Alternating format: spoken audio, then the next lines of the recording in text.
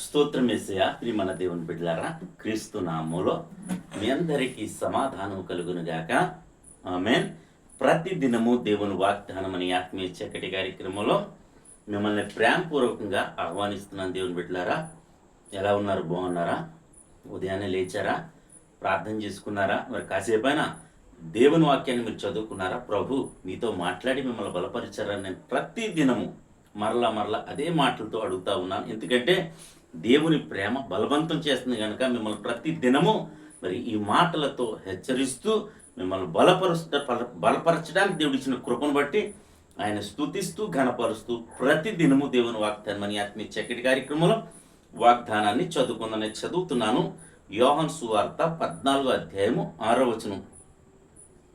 యేసు, నేనే మార్గమును సత్యమును జీవమును, నా ద్వారానే తప్ప ఎవడను తండ్రి యొద్దకు రాడు. దేవునికి స్తోత్రం.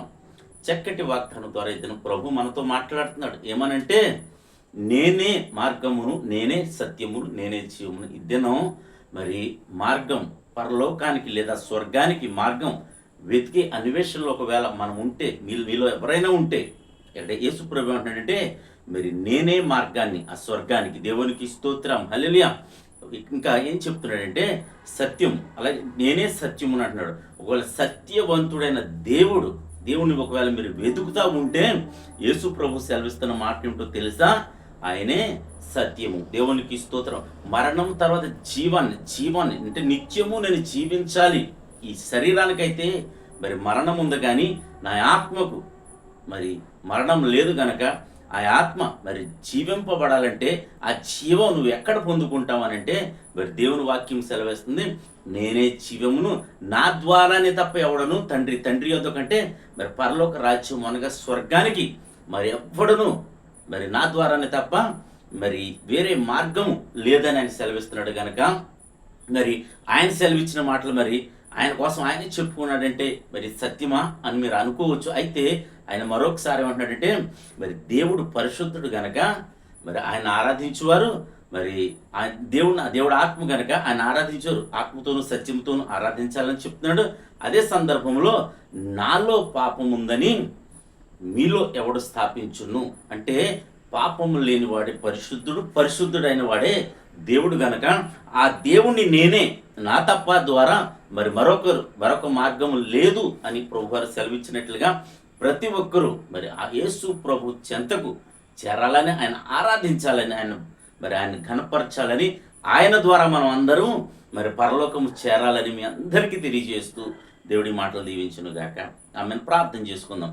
స్తోత్రము తండ్రి, వందనాలు యేసయ్యా.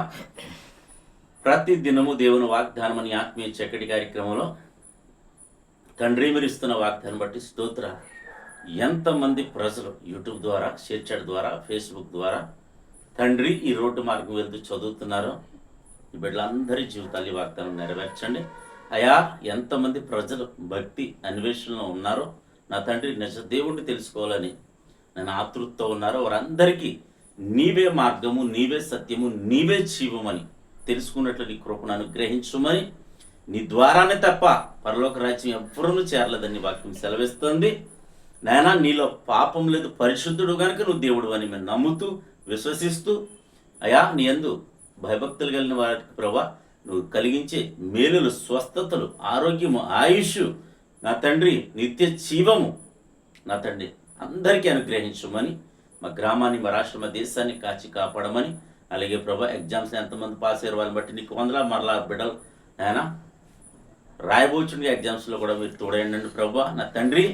ఈ దినం ఎవరైతే మ్యారేజ్ డే బట్టి చెప్పిన బిడ్డలందరికీ క్షేమాన్ని, సమాధానాన్ని, సంవత్సరం అంతా నీ దయకిరీటం నుంచి మీరు మహిమ పొందమని క్రీస్తు నామములో అడుగుచున్నాము తండ్రి. ఆమేన్. నేను నమ్ముతున్నాను ప్రియమైన దేవుని బిడ్డలారా, ప్రభు మన అందరితో మాట్లాడిన విధానం బట్టి ఆయన స్తుతించండి, నేను కనపరచండి. దేవుడు నిన్ను కుటుంబాన్ని దీవించునుగాక. ఆమేన్.